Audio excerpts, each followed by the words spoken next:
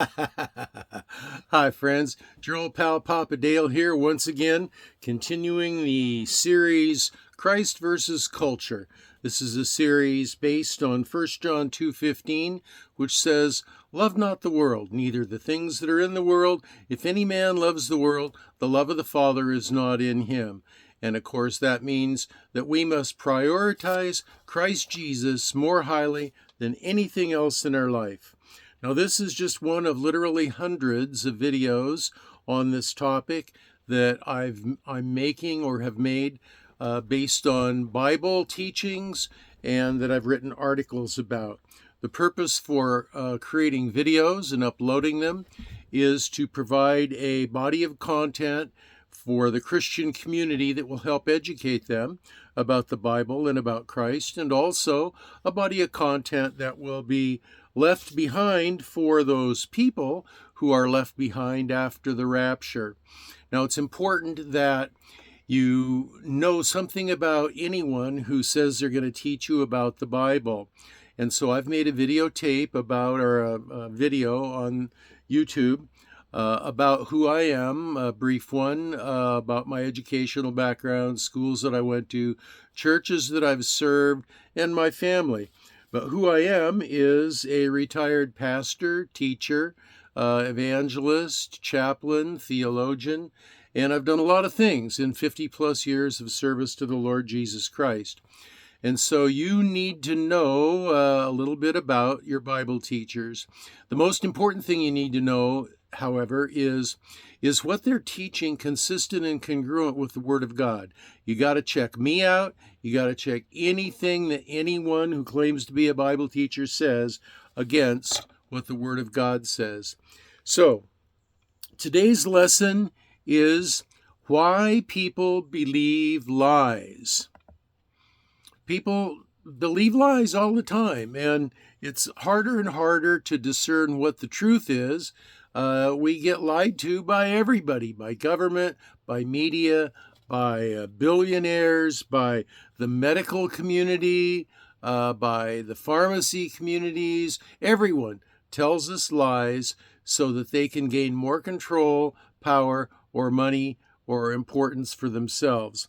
So, why do people do this? And why do people believe the lies that these people and institutions perpetrate on them? Now, follow the logic. Number one, the human heart is sin-stained and unable to know the truth apart from the teaching of the Holy Spirit and the Scripture. This is part of the state in which we are born because our great times however many greats, grandfather Adam sinned, and when he did that, it changed his spiritual DNA so that he became sin-stained, and the stain of that sin is passed on to all of his children, which includes us. Scripture says this, that the stain of sin on our heart causes this problem. The heart is deceitful above all things and desperately wicked. Jeremiah 17:9. The second reason that people believe lies is every human thinks he can figure out the truth for himself apart from God's input. Every man is self-deceived and does that which is right in his own eyes. Judges 21:25. See, that's part of the sin nature too. Arrogance. We think we can figure it all out. We've got a brain, we've got a mind, I can figure this thing out.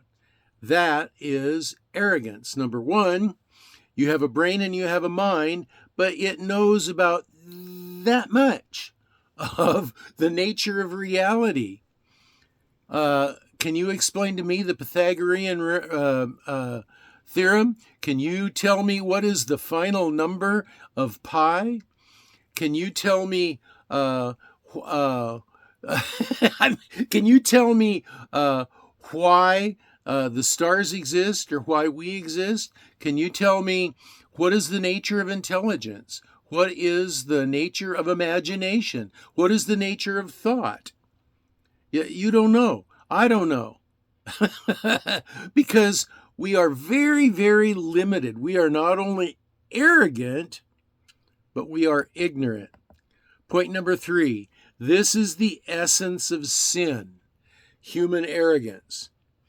And since they did not see fit to acknowledge God or consider him worthy knowing as the source of truth, God gave them over to a depraved mind to do things which are improper and repulsive, and they filled their lives with all kinds of sexual sins, wickedness, and greed. Romans 1:28. So that's reason number 3 why people believe lies. 2, the human heart is sin-stained. Or 1, the human heart is sin-stained. 2, every human thinks that he can figure everything out for himself. 3, the essence of human sin is arrogance. And number 4, this is the consequence of continuing to choose to believe error. Quote, because of this, God will allow upon them a self-delusion. You don't believe, some of you watching this don't believe what I'm saying. Why? You're deluded. You are self-deluded. Why? Because God has allowed you to be self-deluded, because you've hardened your heart against him into making it into a heart of stone, metaphorically. Because God will not allow upon them will allow upon them a self-delusion and activity of error and deception, so that they will believe the lie, in order that they may be judged and condemned who did not believe the truth about their sin and the need for salvation through Christ, but instead they took pleasure in their unrighteous behavior. Number 5, only the mind illuminated by the Holy Spirit can know the truth. Quote, but the natural man receiveth not the things of the Spirit of God, for they are foolishness unto him, neither can he know them, because they are spiritually discerned. 1 Corinthians 2:14. If God is God, everything in his scripture must be congruent and consistent and not contradict. It must be congruent in what it intends to teach. Number 6, but when he, the Spirit of truth, comes, he will guide you into all truth. John 16:13. See, we believe the lies so easily because it's in our nature to believe lies. We are sin-stained. We are arrogant. We are ignorant. Those things are all just baked into us at birth. That is what we are. It's like our DNA programs us to have 2 eyes, 1 nose, 2 hands, 2 feet. That's programmed into who we are. It's innate. And it is also an innate part of us that we are sin-stained, that we are arrogant, and we are ignorant. And some of you are saying, "Oh, you're all washed up, Papa Dale. That's just garbage. I don't believe any of that." That's proof of what I'm saying. That's evidence that you are arrogant and ignorant. It's obvious that you don't know everything that there is to know.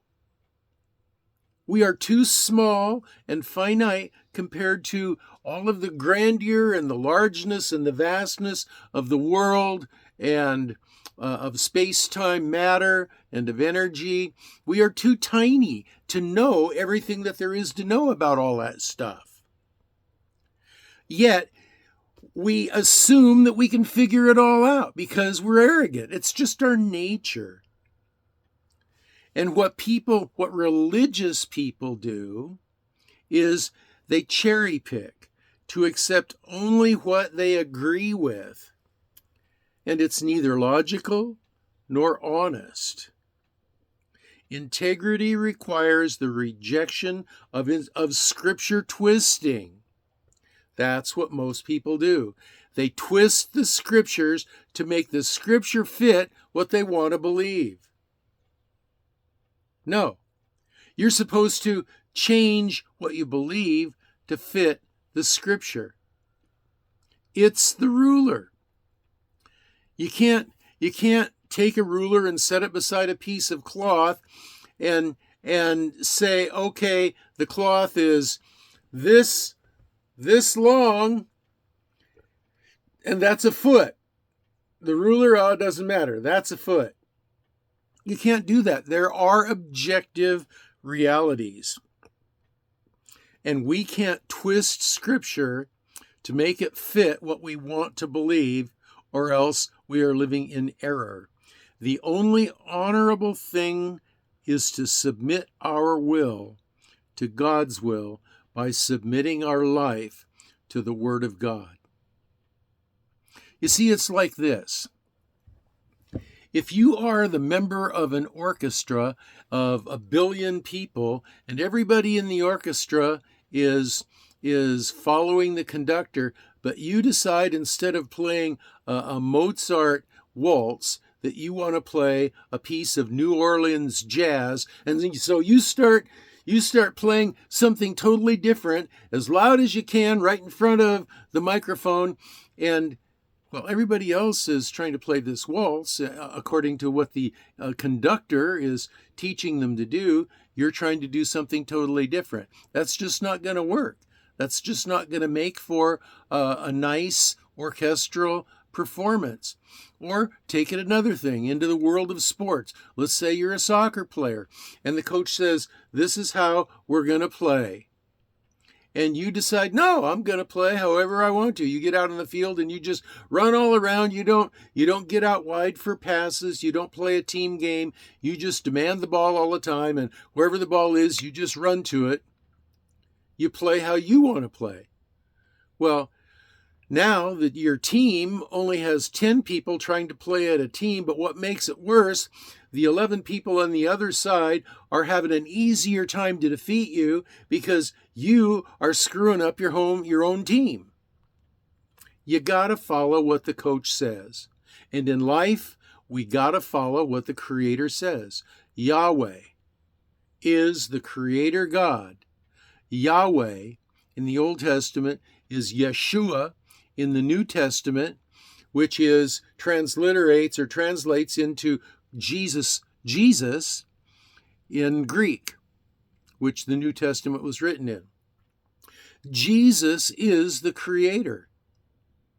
And so he has decided what the rules of life should be, and we are expected to follow along with him. Jesus said, if you love me, you'll do what I say. And so that's what we need to program ourselves, to train ourselves to doing. The only honorable thing is to submit our will to his by submitting our life to the Word of God. Well, those are my final comments on this topic of why people believe lies. And if you have comments, questions, or prayer requests, you can leave them in the comments section below. If you want to leave something that's lengthy or argumentative, there's a link to my Facebook page. You can leave it there. And there is also a link to these lesson notes if you want to click on those and look at them at your leisure. Now, if the Lord tarries, if we don't have the rapture between now and when I plan to upload my next video, and or I make it a living to the next upload of video, then I will see you in the next video.